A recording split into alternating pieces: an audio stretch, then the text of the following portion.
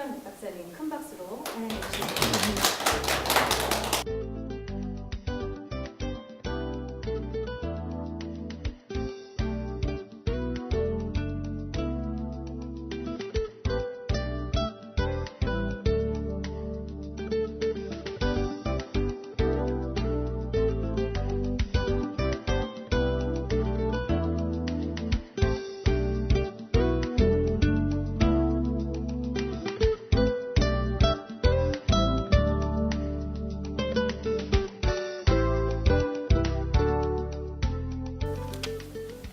안녕하십니까. 방금 소개받은 중앙대학교 민족통일연구소의 연구원으로 일하고 있는 김동현이라고 합니다. 오늘 서유경 학과장님께서 너무 많이 저를 띄워주셔서 지금 몸둘 바를 모르겠는데요. 어떻게 그 기대에 부응할 만큼 잘 할지 어쩔지 모르겠지만 최선을 다해서 여러분과 북한, 한국 통일 운동에 대해서 한번 이야기를 나눠보는 시간을 갖도록 하겠습니다. 우선 오늘 날씨가 참 많이 춥습니다. 어제 폭설이 내려서 지금 오늘 날씨가 굉장히 추운데요. 아마 지금 북한 동포분들은 오늘 같은 날 친구를 만나거나 뭐 이러면 아마 이런 이야기를 하지 않을까 생각이 드네요. 눈꽃이 날린 나는 얼큰한 남비탕이 생각나네. 뭐 이렇게 이야기할 것 같은데 혹시 이게 무슨 말인지 설명해 주실 분이 계신가요, 혹시? 눈꽃이 하고 뭐 중요한 단어가 여기서 남비탕인데요. 눈꽃이 날리는 날엔 얼큰한 남비탕이 생각나네. 뭐 이렇게.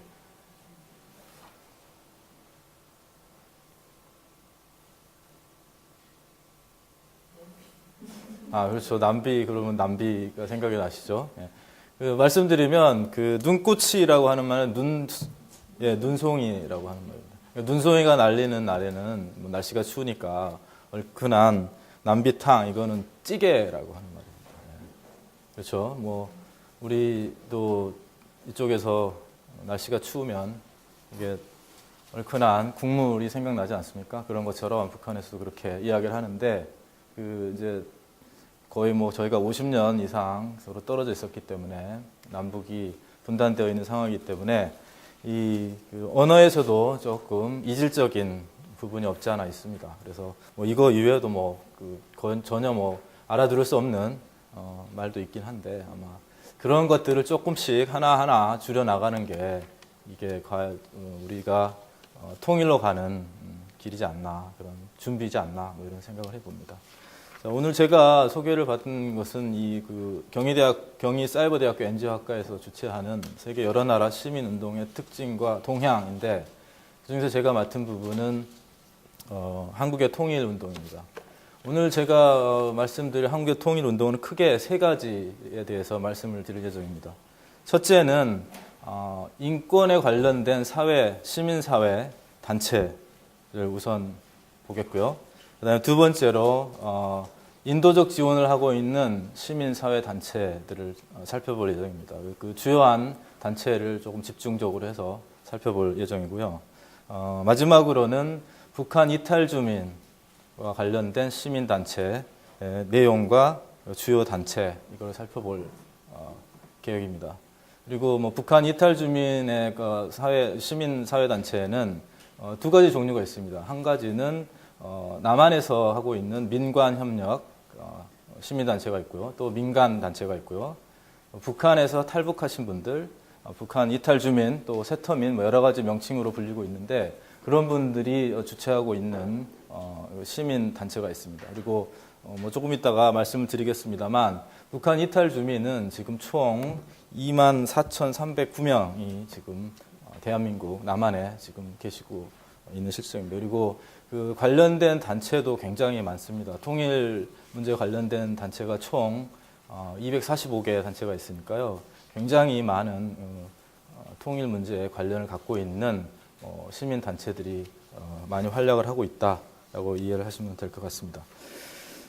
자, 그러면 슬라이드를 보여드리면서 하나씩 말씀을 드리도록 하겠습니다. 자, 한국의 통일운동 이 부분을 시민운동과 연관을 시켜서 이야기를 해보려고 해보면은 우선 거기 한국 시민사회 통일운동 역사를 간략하게 살펴보는 게 빠른 길이지 않나 싶어서 제가 이 슬라이드 준비를 했습니다. 여러분이 잘 아시겠지만 저희 남북한에는 일단 남북한이 분단된 이후부터 분단 직후부터 한국 시민사회 단체들 그리고 시민사회에서 통일운동을 바로 시작을 했었습니다. 그런데 안타깝게도 이 한국 시민사회 통일운동이 빛을 발하지 못해서 바로 통일로 연결되지 못한 애석한 상황이 벌어졌고요. 그리고 본격적인 통일운동은 남한에서요. 본격적인 통일운동은 1980년대부터라고 이해를 하시면 될 것 같습니다. 기존의 1980년대 이전에 시민단체들이 통일운동을 했고 통일 문제를 다루고 그랬었는데 이 80년이라고 하는 거는 남한에서 굉장히 큰 이슈가 있었던 해였죠. 1980년 광주에 민주화 운동이 있었기 때문에 그 시민 단체들이 민주화 운동과 함께 통일 운동도 같이 병행하면서 시작한 단계이기 때문에 한국 시민사회에서 통일 운동의 역사에서 1980년이라고 하는 연도는 굉장히 소중한 해입니다. 그리고 80년도 그렇지만 더 중요한 연도는 1987년입니다. 여러분들이 시민 운동에 대해서 많이 공부를 하셨으니까 아실 거라고 생각을 하는데요. 대한민국에서 1987년 6월 29일이라고 하는 연도와 날짜는 굉장히 중요한 것을 시사하고 있습니다. 특히 시민사회에서 또 시민운동 단체들한테 굉장히 큰 역할을 했다고 볼 수 있는데요. 그 이유는 6.29 선언이라고 하는 노태우 대통령이시죠. 그전에는 이제 노태우 대통령이 아니셨었는데 그분께서 6.29 선언을 한 이후에 시민단체들이 그리고 시민사회에서 요구들이 많이 정부에 또 국민들한테 많이 알려졌기 때문에 거기에서 시민사회에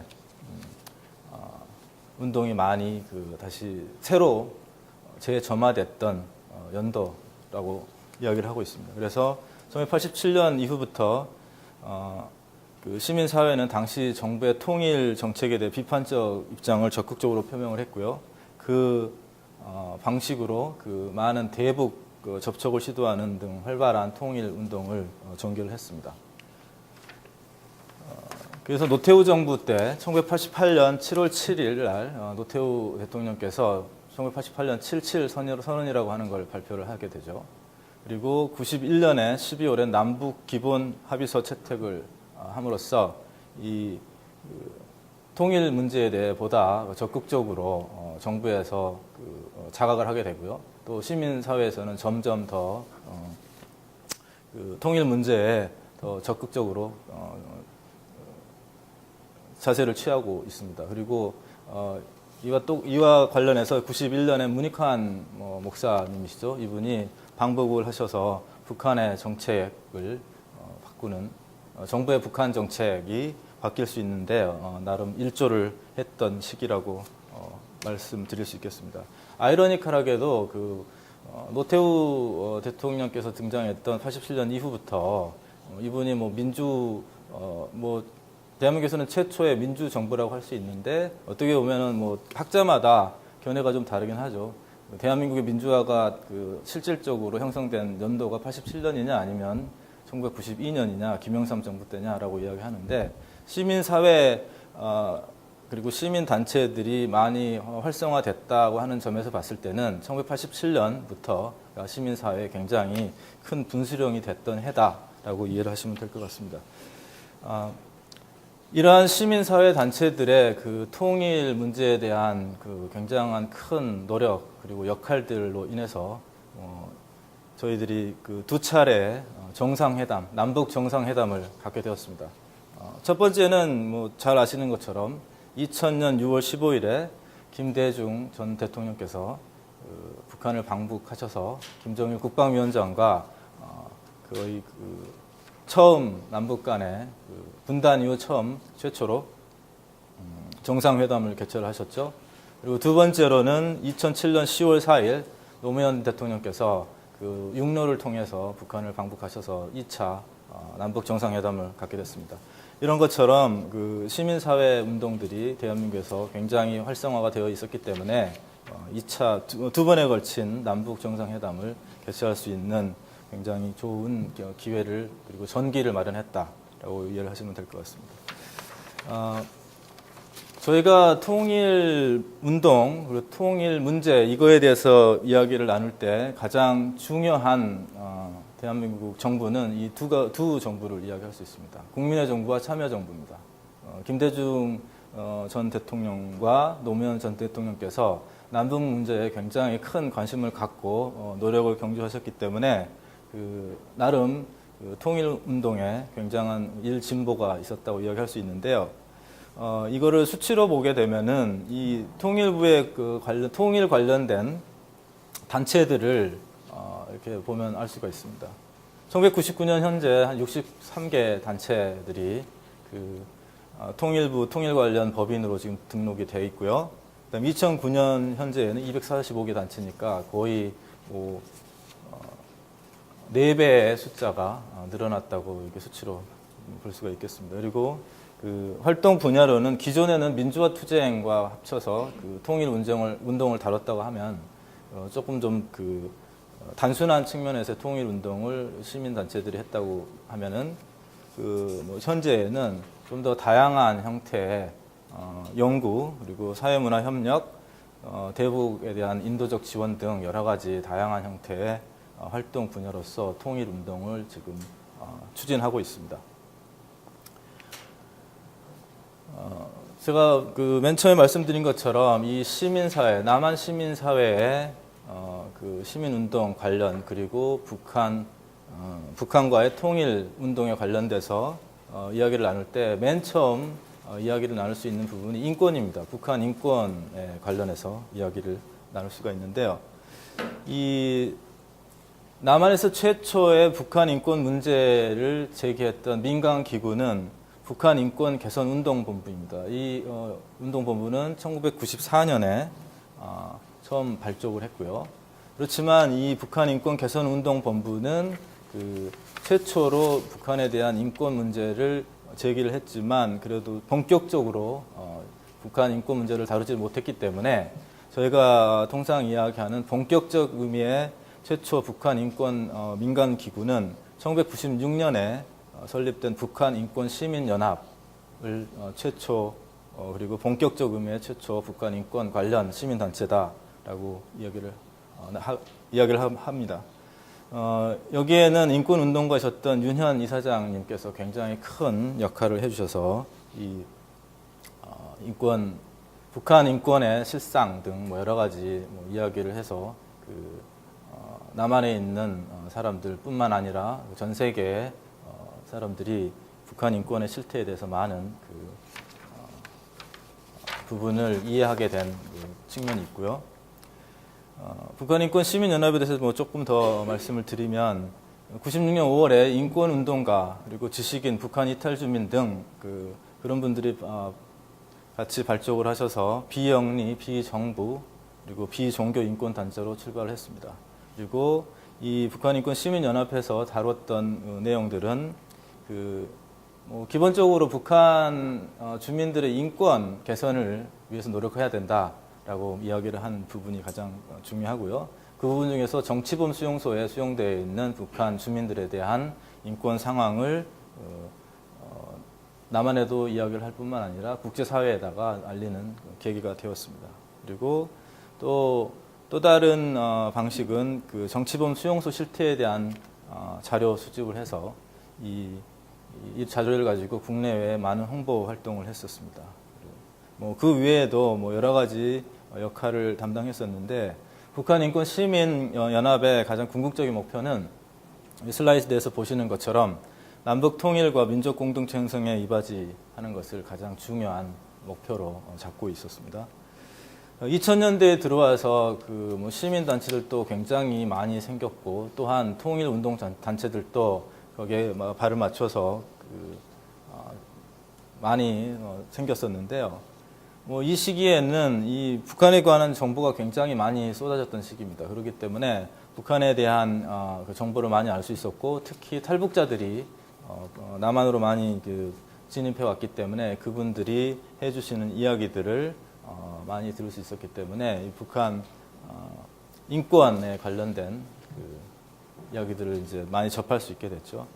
근데 이제 그 조금 세부적으로 나가서 그 단체에 관련된 말씀을 드리면 기본적으로 이 인권에 관련된 통일운동 시민단체들은 기본적으로 보수적인 색채를 띠고 있습니다. 그런데 그 보수적인 색채를 띠지 않은 색채 그 단체는 시민연합 그리고 좋은 좋은 벗들이라고 이야기를 하는데요. 이 두 가지 단체를 제외하고는 거의 보수적인 색채를 띠고 있다라고 이해를 하시면 될 것 같습니다. 그리고 뭐 여기 여담입니다. 여러분 법륜 스님이라 하신 분은 여러분 아시죠? 예, 이번에 그 대통령 후보로 나오셨는데 지금 안타깝게 지금 그만두셨죠. 사퇴하신 안철수 후보를 멘토라고 하시는 분이죠. 그분이 이 대북 지원 사업도 하시고 북한 인권 문제에도 굉장히 관심이 있으시기 때문에 여기에 관련된 단체를 지금 추진하고 계십니다. 그리고 또 2000년대에서 급진적인 북한 민주화 활동 단체들은 이렇게 북한 민주화 네트워크, 자유북한 운동연합, 자유북한 운동연합 같은 경우에는 대북 전단지죠. 뭐 속칭 삐라라고 하는 그거를 북한에다가 보내는 사업을 뭐 하고 있죠. 그리고 북한 민주화 운동본부, 이 북한 민주화 운동본부는 북한 정치범 수용소 해체를 목표로 열심히 운동하고 있는 활동 단체입니다. 뭐 지금 여기서 보시는 단체는 전부 다 급진적이고 어떻게 보면 보수적이다, 보수적인 색채를 갖고 있는 단체다라고 이해를 하시면 될 것 같습니다. 그리고 또 북한 인권 실상을 국제사회에 알리고 그 위기에 처한 탈북자들을 구출하는 데 주력하는 단체들은 이렇게 피납 탈북 인권 연대 그리고 성공적인 통일을 만드는 사람들이라고 하는 단체에서 이런 역할을 하고 있고요. 북한 인권 실태를 자료조사하고 분석하는 단체로는 북한 인권정보센터, 그리고 NK 지식인연대, 그리고 대북방송국 등 여러 가지 단체들이 이런 역할을 담당하고 있습니다. 그런데 이 북한에 관련된 시민단체들 중에서 북한 인권 실상을 알리는 단체들은 정부에서도 많은 지원을 해주고 있습니다만 미국의 비영리단체인 미국 국립민주주의 기금 여기에서 굉장히 많이 지원을 해주기 때문에 이런 북한 인권 관련된 시민단체들이 굉장히 많이 활약을 하고 있다 이런 말씀을 드리겠습니다. 시민사회단체를 조직 시기별로 구분을 해보면요 이렇게 세 시기로 나눌 수가 있습니다. 첫째는 1987년이죠. 모두에 말씀드린 것처럼 1987년은 한국에 있어서 굉장히 시민사회 운동의 굉장히 중요한 연도이기 때문에요. 1987년을 기준으로 나누고 있는데 1987년 이전에는 통일운동에 적극적으로 참여했던 재야 인사분들 그리고 학생운동 조직 그리고 민중조직 그리고 종교단체 이런 단체들이 그리고 이런 분들이 서로 연합을 해서 통일운동을 같이 민주화운동과 함께 같이 했던 시기고요. 1987년 이후부터는 좀 통일운동이 새롭게 시민운동으로 다양한 형태의 시민운동으로 다시 조직이 됩니다. 그래서 통일운동단체들과 평화운동단체가 같이 연합해서 하는 경우도 있고 또 개별적으로 자기 단체들이 인권이라든지 뭐 이렇게 대북 지원이라든지 여러 가지 형태의 좀 보다 구체적인 형태의 지원을 하는 단체들이 우후죽순적으로 많이 생겼습니다. 1995년 이후에는 대북 지원 단체를 비롯한 통일부 인가 법인 단체들이 굉장히 많이 더 생겼죠. 1995년 이후부터요. 조직의 형태별 조직을 형태별로 구분해서 말씀을 드리자면 이렇게 두 가지 형태로 나눌 수 있습니다. 연대기구와 개별 단체로 나눌 수 있습니다. 우선 개별 단체를 말씀드리면 통일부 인가법인 단체 그리고 비인가 통일 단체 그리고 종교단체 등 개인적으로 개별적으로 통일 문제를 다루고 있는 단체들을 둘 수가 있고요. 연대기구 같은 경우에는 여기 보시는 것처럼 민족화해자주통일협의회 자통협이라고 하죠. 그리고 통일연대 나중에는 진보연대로 개편이 됐는데요. 통일연대 있었고요. 그리고 민족화해 범국민협의회, 뭐 속칭 민화협이라고 약칭으로 이야기하죠. 뭐 이런 것처럼 이 연대 기구들이 생겨서 서로 단체가 혼자 역할을 담당하는 것이 아니고 같이 그 중첩되는 분야의 통일 운동에 관련된 문제들을 서로 같이 연합해서 연대해서 시민 단체들이 북한의 통일 운동을 위해서 노력을 하고 있습니다. 자, 여기는 이제 통일부에서 자료를 뭐 해마다 내주고 있는데요. 여기는 이제 통일부에서 허가를 해준 단체 인허가 법인이 과연 몇 개인지 이거를 이제 제가 통계 수치로 준비를 해봤습니다. 이 통일부의 인허가 법인 단체는 참여정부 때 그리고 국민의 정부 때 굉장히 많이 생겼죠.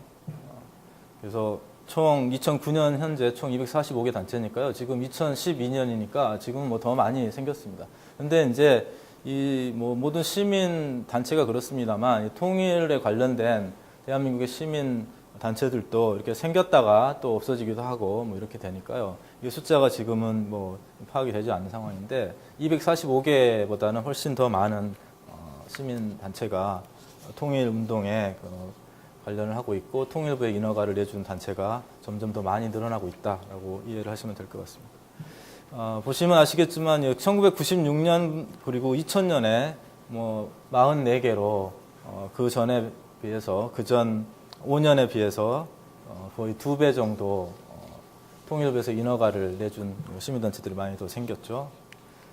그리고 활동 분야별 분류로 이거를 살펴보면은요.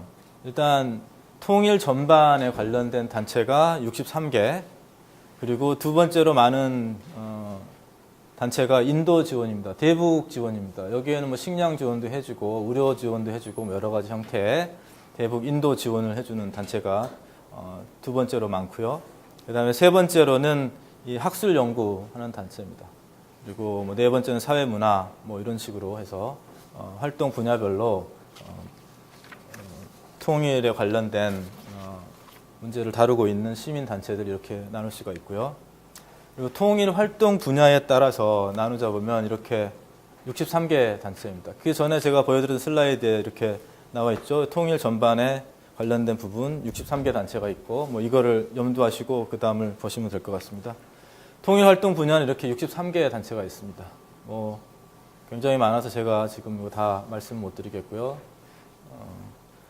그 다음 학술 연구 분야는 37개 단체가 있습니다. 그리고 여기에서 가장 뭐 중요한 그리고 눈에 띄는 단체가 여기 뭐 세 번째에 있네요. 여기 NK 지식인연대.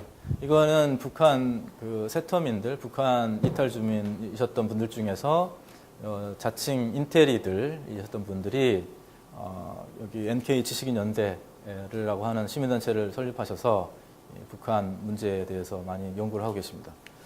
그리고 사회문화 협력 분야에는 35개 단체가 이렇게 있고요. 그 다음에 인도 지원 분야입니다. 인도 지원 분야에는 51개 단체가 있고요.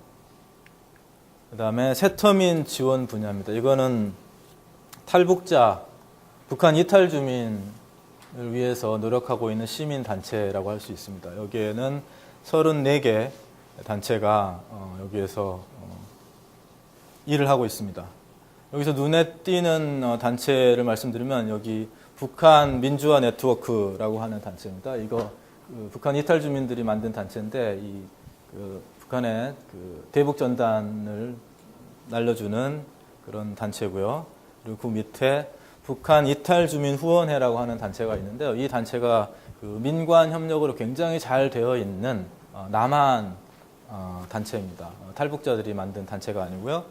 조금 있다가 북한 이탈 주민 후원회는 좀 더 깊이 있게 좀 다뤄보도록 하겠습니다. 그리고 이제 경제활동 분야에 관련해서는 12개 단체가 이렇게 노력을 하고 있습니다. 그리고 통일 교육 분야에서는 3개 단체가 이렇게 하고 있고요. 뭐 통일교육개발연구원, 그리고 통일교육협의회, 평화한국 이렇게 3개 단체가 지금 노력을 하고 있습니다.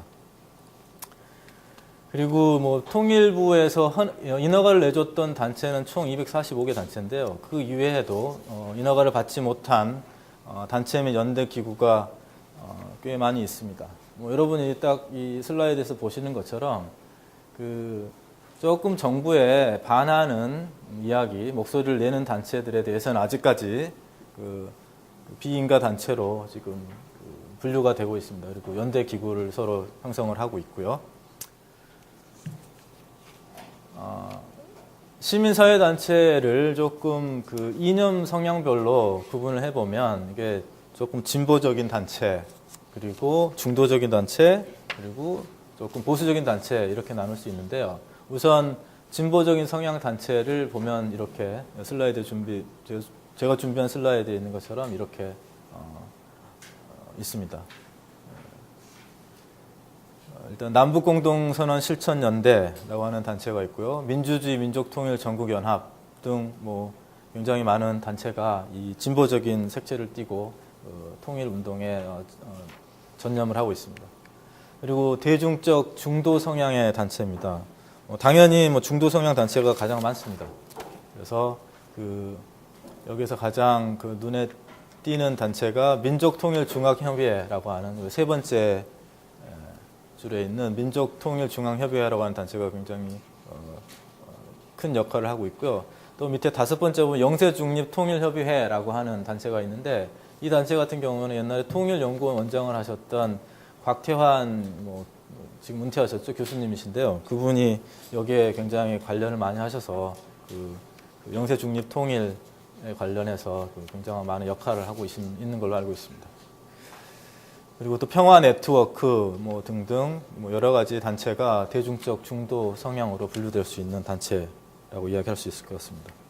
그리고 이제 보수적 성향 단체는 이렇게 바른민주화 네트워크, 북한민주화운동본부, 그리고 북한민주화협의회 등등 여러 가지 단체가 있는데 보수적 성향 단체들은 기본적으로 인권 문제를 다루는 단체가 굉장히 많이 있습니다. 그래서 이 인권 문제를 남한 사람들한테, 우리 대한민국 사람들한테 많이 북한의 인권 실상을 많이 알려주려고 하고도 노력을 하고도 있지만 또한 국제 사회에다가 북한의 인권 실상을 많이 보여주려고 노력하고 있는 단체들입니다.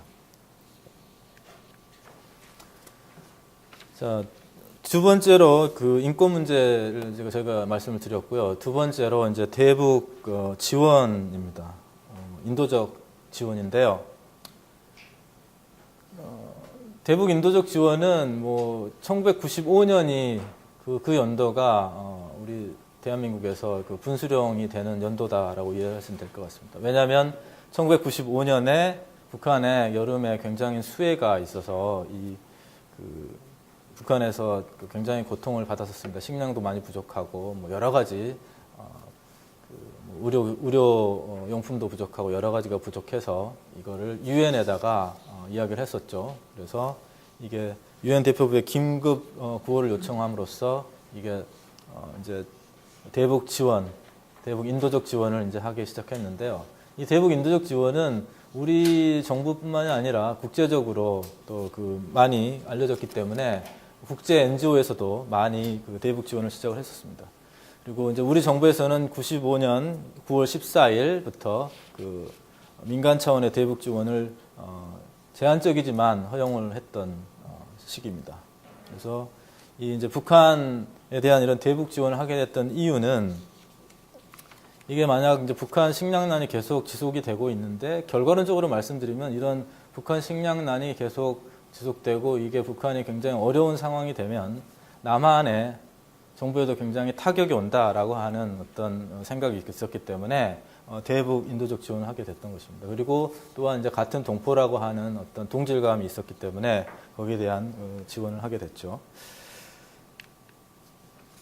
그래서 이 북한의 경제난, 식량난이 1995년부터 굉장히 크게 이제 문제가 됐기 때문에요. 이슈화 됐고요. 그렇기 때문에 북한이 국가가 질서가 좀 위태롭게 되면 남한한테도 문제가 생길 것이고 또 남한 정부한테 문제가 생기게 되면 이게 또 동북아시아 그쪽에 문제가 생길 수 있기 때문에 이거를 막아보자라고 하는 차원에서 95년 정부에서 제한적이지만 민간 차원에서 이제 대북 지원을 하게 됐던 것입니다.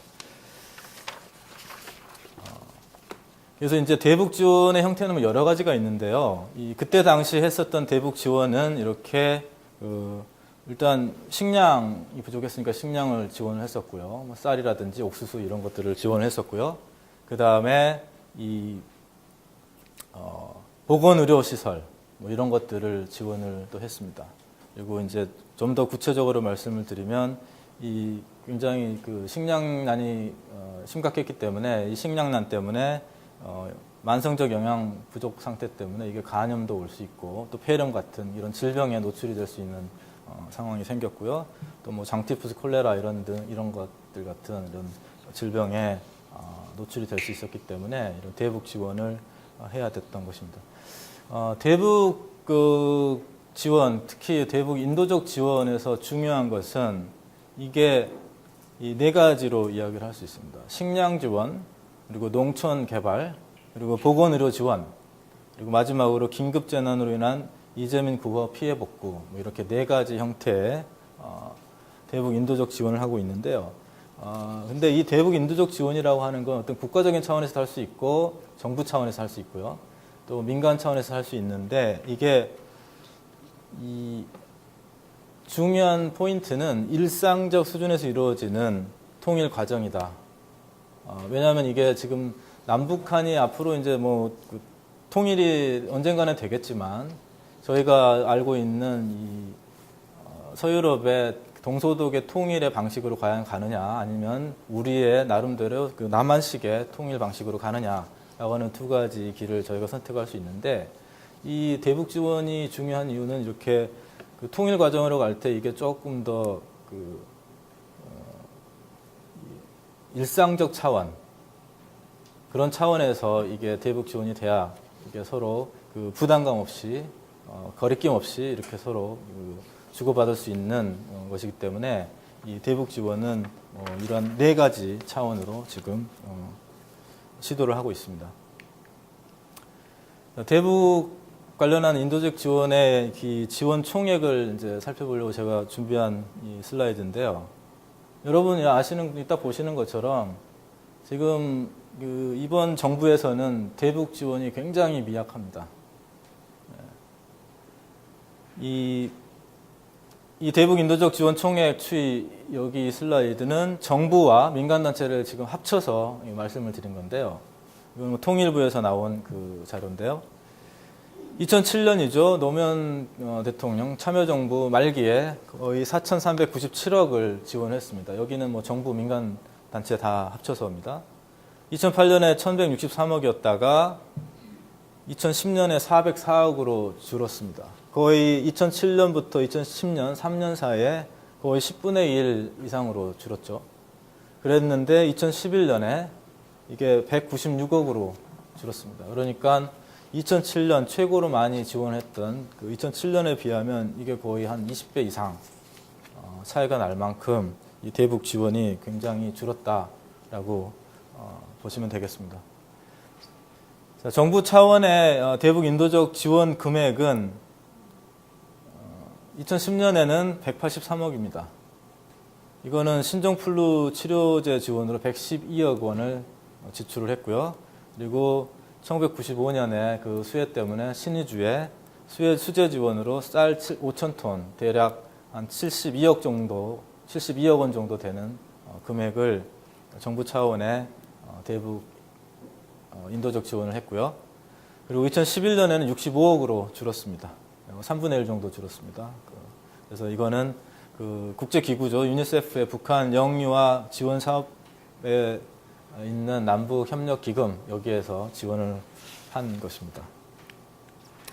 그리고 이제 민간 차원에서 지원한 대북 인도적 지원 금액을 보면 뭐 정부 차원보다는 조금 많긴 합니다만 그 국민의 정부와 참여정부 시기에 비해서는 굉장히 많이 감소된 금액을 대북에다 인도적 지원을 했었습니다.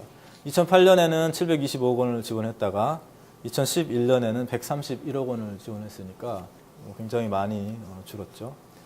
그리고 2010년에 그 이명박 대통령께서 천안함 침몰 사건 이후에 그 정부가 5.24 조치를 발표를 합니다.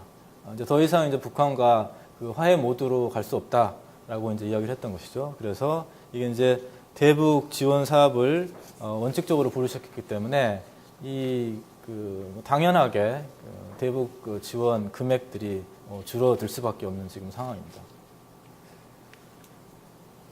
그리고 5.24 조치 이후에 정부와 그 지방자치단체들에서 인도적 지원 현황을 살펴보면요. 2010년, 2011년 이렇게 연도가 나와 있는데요. 2010년에 뭐 좀 구체적으로 봤을 때 한국국제보건의료재단에서 평안남북도죠. 그리고 거기에 9억 원 정도를 지원을 했습니다. 이거는 뭐 B형 간염 백신, 주사기 뭐 이런 형태의 품목으로 지원을 했고요. 이 재원은 이제 복지부에서 출연을 했습니다. 그리고 그 대북 수혜 지원이죠. 2010년 10월 말부터 11월 23일까지 신의주에 이제 지원을 했었는데요. 여기에는 이제 품목이 쌀, 시멘트, 컵라면 등 이렇게 그 식량이라든지 시멘트니까 이제 뭐 건물 그 파손된 건물들을 새로 지어야 하니까 시멘트가 필요해서 이거를 지원했습니다. 총 72억을 지원을 했고요. 남북 협력 기금에서 재원을 담당을 했습니다. 여기 보시는 것처럼 이게 정부에서 지원을 그렇게 했었고요. 또 지방자치단체에서도 재원을 마련해서 이렇게 그 북한에다가 대북 지원을 했습니다. 뭐 특히 경기도, 인천시, 서울시 뭐 이런 지방자치단체에서 15억 이상을 지원을 해줬고요. 이런 것처럼 대북 인도적 지원 민간단체들은 굉장히 많이 있습니다. 그래서 지금 그 가장 크게 그리고 가장 활성화되어 있는 대북 인도적 지원 민간단체로는 대북협력민간단체협의회라고 하는 단체가 있는데요. 이 단체 협의회는 그 50개 정도의 이 시민단체들이 같이 모여서 이 대북 지원을 하고 있습니다. 그리고 또 우리민족 서로돕기 운동, 그리고 월드비전 같이 이런 시민단체들이 대북 지원 사업을 굉장히 활성화하고 활약을 하고 있는 지금 실정입니다.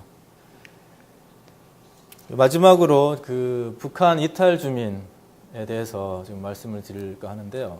여러분이 아시는 것처럼 북한 이탈 주민 말고 또 다른 그 비슷한 말들이 어떤 뭐 개념이 있죠? 혹시 아시는 분 계신가요? 예, 세터민 있습니다.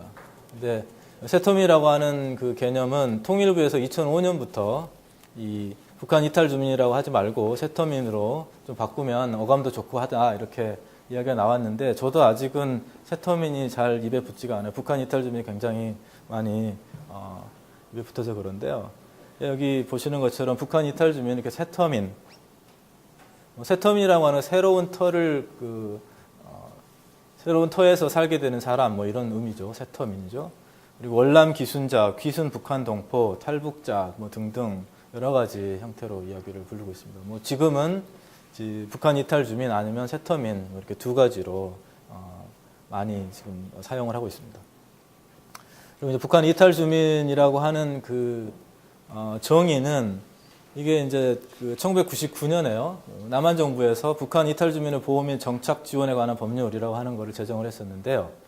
이 법률에 의해서 정의되어 있는 걸 보면 이렇게 되어 있습니다. 북한 이탈 주민이라고 하는 것은 이 북한의 주소, 직계, 가정, 배우자, 직장 등을 두고 있는 자로서 북한을 벗어난 후에 외국의 국적을 갖고 있지 않는 사람. 뭐 이렇게 북한 이탈 주민의 개념 정의를 이렇게 저희 법에서 정의를 하고 있고요. 북한 이탈 주민의 입국 현황입니다. 맨 처음에 시작할 때 말씀드렸지만 지금 24,309명이 지금 북한 이탈 주민이 지금 남한에 지금 정착을 하고 있습니다. 대부분 서울과 경기권의 50% 이상의 북한 이탈 주민들이 지금 거주하고 계시고요. 뭐 지방에 다 분포되어 있지만 아무래도 지금 서울 중앙 쪽에 굉장히 많은 이탈 주민들이 지금 거주를 하고 있습니다. 여기 보시면 아시겠지만 이 맨 밑에 보시면 여성 비율이 이렇게 나눠 있죠. 여성 비율이 지금 그 합계를 내놓으면은 69%가 여성입니다. 북한 이탈 주민 중에서. 그 이유는 남자분들은 공장이나 농장에 소속이 돼서 이렇게 몸이 메인 상태인데 여자분들은 식량을 구하려고 자유롭게 다니실 수가 있어요. 그렇기 때문에 이분들이 북한도 가실 수 있고 뭐 이런 거주의 자유가 더 그 남성분들에 비해서 더 많기 때문에 북한 이탈 주민 중에서 그 남자, 여자 이렇게 성비로 따져봤을 때 여성 비율이 훨씬 높은 거를 알 수가 있습니다. 그리고 이거는 이제 막대 그래프로 이렇게 제가 준비를 해봤는데요. 가장 많았던 해가 2009년입니다. 2009년에 2,914명으로 북한 이탈 주민이 이렇게 왔고요. 그 다음에 2011년에 2,706명이 지금 남한으로 지금 진입했습니다. 그리고 이제 연령별 유형을 보면은 이렇게 20세부터 39세 사이에 굉장히 많은 북한 이탈 주민들이 지금 와 있죠. 20세에서 29세까지가 27%고요. 그 다음에 30세, 39세까지가 31%니까 거의 이 부분들이 20세부터 39세까지가 58%를 차지하고 있죠. 총 연령별 유형으로 나눴을 때요. 그리고 이제 직업별로 봤을 때는 이 무직 부양이신 분들이 많습니다. 50%를 차지하고요. 그 다음에 이제 노동자분들이 38%죠. 이런 형태로 지금 북한 이탈 주민이 지금 남한으로 지금 귀순을 하고 계십니다. 그리고 이제 학력별 입국 현황을 살펴보면요. 학력별은 고등, 중, 이게 이분들이 가장 많습니다. 70% 정도 되고요. 나머지는 이제 고루 분포를 하고 있습니다. 그리고 이거는 이제 북한 이탈 주민들이 이제 대한민국에 와서 대한민국 국민으로서 새로운 삶을 시작하려고 했었을 때 대한민국에서 이렇게 주는 어떤 정착 지원 내용인데요. 여기서 가장 중요한 게 정착금이 기본금이 600만 원입니다. 그렇게 많은 돈이 아니죠. 600만 원을 받으시고 그 다음에 주거 지원금은 1,300만 원을 받고요.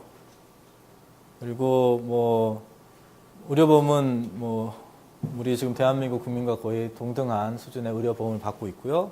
근데 이제 여기서 가장 눈에 띄는 부분이 등록금 지원입니다. 등록금은 대학교까지, 중고 대학교까지 가게 되면 거의 무상으로 정부에서 지원해 준다라고 보시면 되겠습니다. 국공립대학교 갔을 경우에는 거의 50%, 거의 100%를 지원해 주는데 사립대학을 갔을 경우는 50% 대학금을 지원해 줘. 반값 등록금인데요. 사실 사립대학들도 받아들인 탈북 이탈 주민들이 대학에서 공부하시는 분들을 받아들일 때는 거의 학교에서 그냥 50%를 지원해 주기 때문에 거의 공짜로 무상 교육으로 대학까지 마치실 수 있다라고 이해를 하시면 되겠습니다. 그리고 이거는 북한 이탈 주민들이 입국했을 때 어떤 정착 과정을 제가 이렇게 보여드리는 건데요. 처음에 북한 이탈 주민 오시게 되면은 처음에 보호 요청 및 국내 이송을 합니다. 그리고 그 다음에 이제 두 번째로는 합동 신문을 하고요. 입국 후에 이제 국정원 등 경찰청 이런 데서 이제 이분의 신원 조회부터 여러 가지를 다 하는 것이죠. 그리고 세 번째는 보호 결정을 내립니다. 그리고 네 번째는 하나원의 정착 준비라고 하는 걸 하는데요. 이 하나원은 조금 이따 제가 말씀을 드리겠습니다만 북한 이탈 주민들은 남한에 들어왔을 경우에 무조건 하나원에 입소해서 전부 다 거의 8주 동안 280시간 동안 거기서 남한 정착을 위해서 여러 가지 교육을 받게 되어 있습니다. 그래서 이제 네 번째가 하나원의 정착 준비 과정이고요. 그 다음에 다섯 번째가 거주지 보호입니다. 거주지 보호는 여러 가지가 있죠. 취업 지원해주고 교육 지원도 해주고 여러 가지 거주지 보호를 해주고요. 마지막에는 이제 민간 참여죠. 결국에는 남한 사회에 왔었을 때 이제 새로운 사회에 적응을 하려면 이 민간 참여를 해야 되는 것이죠. 계속 하나원에 있을 수도 없는 것이고 그렇기 때문에 자기들이 남한에서 새로운 삶을 꾸려 나가기 위해서 민간 참여를 하기 위해 이제 그 정부에서 도움을 주고 있습니다.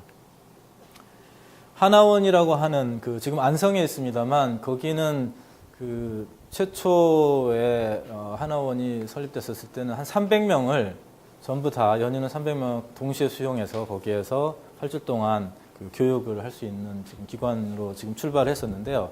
지금은 이제 그거보다 더 많이 넓혀져서 2,000명까지 최대 2,000명까지 수용할 수 있는 지금 기관으로 성장을 했습니다. 하나원의 주요 업무는 이렇게 세 가지입니다. 초기 정착 지원, 그리고 기초 직업 훈련, 그리고 마지막으로 사회 적응 훈련. 가장 중요한 부분들이죠. 남한 사회에서 적응할 때. 근데 실상 이 하나원에서 이 보면은 이런 남한에 적응하기 위해서 사회 적응 훈련 뭐 이런 것들을 하는데요. 이 8주라고 하는 기간은 굉장히 짧습니다, 사실. 왜냐하면 체제가 굉장히 다른데 이 체제에 다른 사람들이 뭐 쉽게 말하면 남한은 자본주의 체제, 경제적으로 말씀드렸을 때 자본주의 체제를 지금 유지하고 있는 사회고요. 북한 같은 경우에는 이게 뭐 사회주의 체제를 갖고 있기 때문에 이 굉장히 다른 이 시스템적으로 다른 사회에서 사신 분들이 남한에 와서 이 하나원에서 그 정착에 관련된 교육을 이수하더라도 이게 굉장히 쉽지가 않습니다, 사실. 그렇기 때문에 이제 탈북 북한 이탈 주민들의 이제 고충들도 많이 있긴 한데요. 뭐 국가적인 차원에서 정부적인 차원에서는 어쩔 수 없이 이렇게 굉장히 많은 분들이 지금 남한으로 들어오시기 때문에 이런 부분들은 많이 미흡하다고 이야기가 되고 있지만 어쩔 수 없이 지금 가동을 하고 있는 실정입니다. 하나원에서 이렇게 대상 교육 프로그램인데요. 뭐 정서 안정 및 건강 증진 거기에 27시간을 할애합니다. 그리고 우리 사회의 이해 증진에 90시간을 할애하고 있고요. 그다음에 진로 지도 그리고 직업 기초 능력 개발 여기에 130시간을 차지하고요. 뭐 초기 정착에는 33시간을 지원을 하고 있죠. 근데 이제 북한 이탈 주민들이 맨 처음에 남한에 오시면 병원을 이제 가시거든요. 특히 하나원에는 여기 상주하는 의사 선생님들이 계세요. 진료 과목마다요. 근데 북한 이탈 주민들이 가장 많이 찾는 의사 선생님이 계십니다. 혹시 어딘지 아세요? 무슨 진료 과목? 예, 맞습니다. 치과입니다. 왜 그런지 아세요? 예, 그렇습니다. 영양 상태가 나쁘기 때문에 치아 관리가 안 되는 경우도 있고요.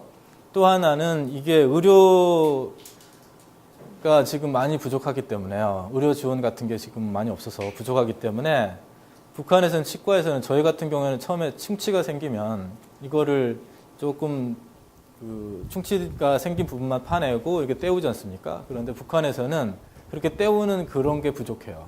뭐 아말감이라든지 이런 크라운 이런 것들 부족하기 때문에 충치가 생기고 그러면 무조건 발치를 합니다.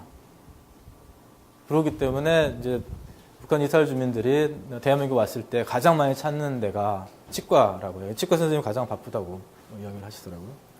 그러니까 뭐 이렇게 하나원에서 하고 있는 일입니다. 8주 280시간을 할당을 해서 지금 남한 사회에 적응하도록 도움을 주고 있습니다. 그리고 이건 대표적인 민간단체인데요. 이 대표적인 민간단체는 뭐 여러분들이 관심 있으시면 한번 들어가 보시기 바랍니다. 가장 중요한 단체가 이 북한 이탈 주민 후원회입니다. 그리고 지금은 북한 이탈 주민 재단으로 바뀌었는데요. 이게 웹사이트 주소가 동포사랑이라고 되어 있으니까요. 뭐 관심 있으시면 한번 가서 한번 보시기 바랍니다. 조금 이따가 제가 북한 이탈 주민 재단에서 하고 있는 역할에 대해서 조금 말씀을 해드리도록 하겠습니다.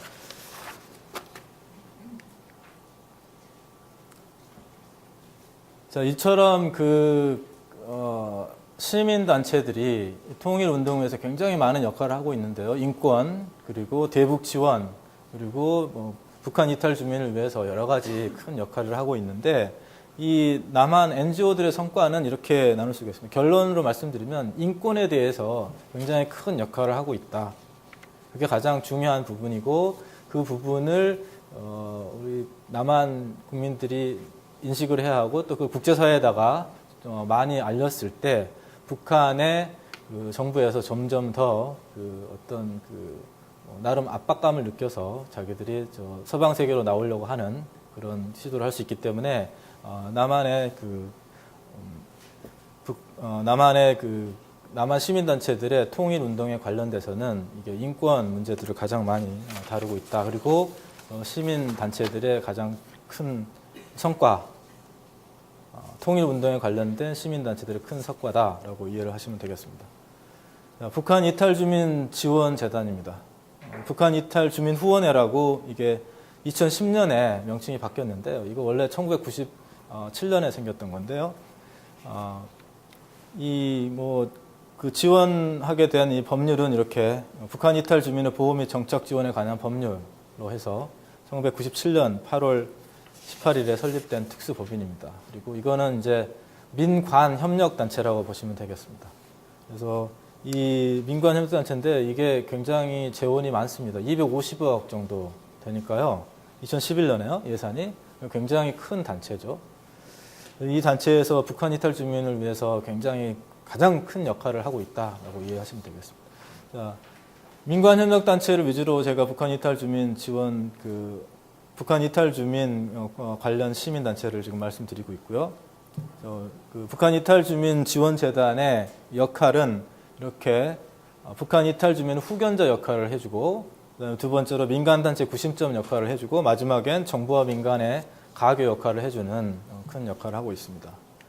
그리고 사업으로는 이렇게 크게 5가지로 이야기할 수 있는데요. 생활 안정, 자립자활, 교육, 그리고 민간단체 지원 사업, 그리고 연구 지원 등 굉장히 다양한 형태의 지원을 하고 있죠. 사업을 하고 있습니다. 그리고 또 민간협력단체 중에서 특성화 학교라고 이렇게 있는데, 이거 한겨레 중고등학교입니다. 북한 이탈 주민 중에서 그 중고등학교를 다니다가 왔던 학생들을 위해서 만들어진 특수학교인데요. 2006년 3월 1일에 개교를 했고요. 이게 특성화 고등학교로 세터민 청소년에 대한 교육을 담당을 하고 있는 민관협력 시민단체입니다. 그리고 또 다른 민관협력 시민단체로는 한국문화예술교육진흥원이라고 하는 게 있는데, 이 진흥원에서는 이 예술을 향유할 수 있는 어떤 권리, 이런 것들을 북한 이탈 주민한테도 줘야 된다라고 하는 취지에서 만들어진 민관협력단체고요. 여기서 하고 있는 구체적 내용으로는 이렇게 예술 강사도 지원해주고, 문화예술 교육 지원도 해주고요. 문화예술 교육 활성화 등등 여러 가지 역할을 지금 담당하고 있습니다. 그리고 또 민간협력 사회단체로 정착도움이라고 하는 게 있는데요. 기존에는 2004년까지는 신변보호 담당관이 사회 정착하는 데 도움을 줬었는데, 이제 지금은 정착도움이라고 해서 명칭이 조금 더 순화가 됐죠. 이런 분들이 아까 하나원에서 8주 교육을 수료한다고 하더라도 정착하는 데 굉장히 어려움을 겪고 있기 때문에 조금 더 도움을 많이 드리고 있는 단체들입니다. 여기 시행하고 있는 단체들은 공릉종합사회복지관, 여러 가지 방화동에도 있고 여러 가지 단체들이 이렇게 있습니다. 자, 마지막으로 이제 북한 이탈 주민 단체 중에는 남한 쪽에서 하고 있는 시민 단체가 있고요. 지금 방금 말씀드렸던 단체들, 특성화학교, 한겨레 중고등학교라든지 북한 이탈 주민 지원 재단 이런 단체가 있는 반면, 이 단체는 북한 이탈 주민들이 만든 단체들입니다. 가장 유명한 단체는 2000년에 황장엽, 여러분 잘 아시죠? 이분께서 위원장으로 계셨던 북한 민주화위원회라고 하는 단체가 가장 크고 큰 역할을 하고 가장 주도적인 역할을 했었는데, 이 단체가 이 황장엽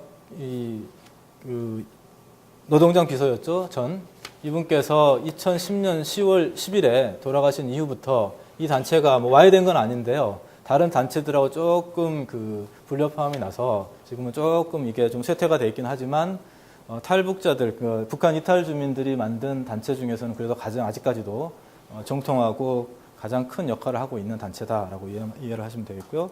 여기 이 북한 민주화위원회에서 주장하고 있는 내용은 이렇게 5가지로 나눌 수 있습니다. 친북 좌파 세력 척결, 자유민주주의 체제 수호죠. 그리고 정치범, 정치 수용소 해체하고 민주화를 촉진하는 것을 이야기하고 있고요. 북한에요.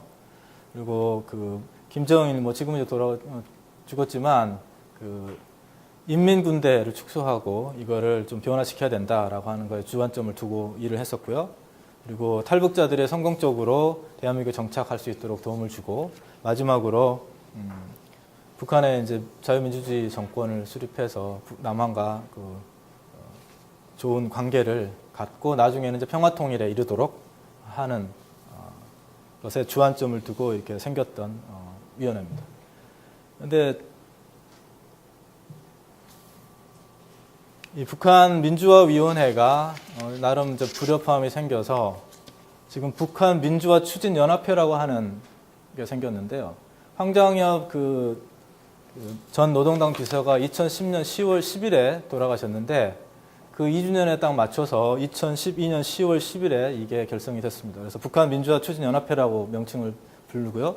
참여 단체들은 이렇게 북한 민주화 운동 본부, 북한 전략센터, 뭐 북한 인민 해방전선 등 여러 가지 단체 탈북자, 북한 이탈 주민들이 만든 설립한 단체들이 이렇게 가입을 하고 있고요. 여기에서 지금 대표는 자유북한 방송의 대표인 김성민이라는 분이 지금 대표를 맡고 계십니다.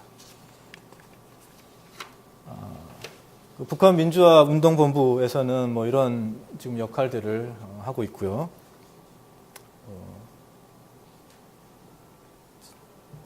지금 여기에 있는 북한 민주화 추진 연합회 중에서 가장 대표적인 단체 지금 3개를 지금 제가 골라서 조금 설명을 드리려고 적어놨는데요. 북한 민주화 운동본부 같은 경우에서는 정치범 수용소 해체 그리고 공개 처형 고문 뭐 이런 것들을 막도록 지금 활약을 하고 있고요. 북한 인권 탈북 청년 연합 여기는 북한 인권에 관련해서 지금 열심히 노력을 하고 있는 단체고요. 그다음 북한 인민해방전선은 탈북 군인들의 단합 단체입니다. 그러니까 저희가 생각했던 것처럼 저희가 생각할 때 보통 그 통일 운동에 관련된 시민 단체들이 꼭 뭐 대북적 지원이라든지 인권 문제라든지 뭐 이런 문제뿐만 아니라 여기 이제 북한 이탈 주민들이 남한에 정착하실 때 본인들끼리 어떻게 보면 직능 단체 비슷하게 자기들끼리 이런 단합 모임 비슷한 시민 단체도 만들고 있습니다. 마지막으로 이제 이게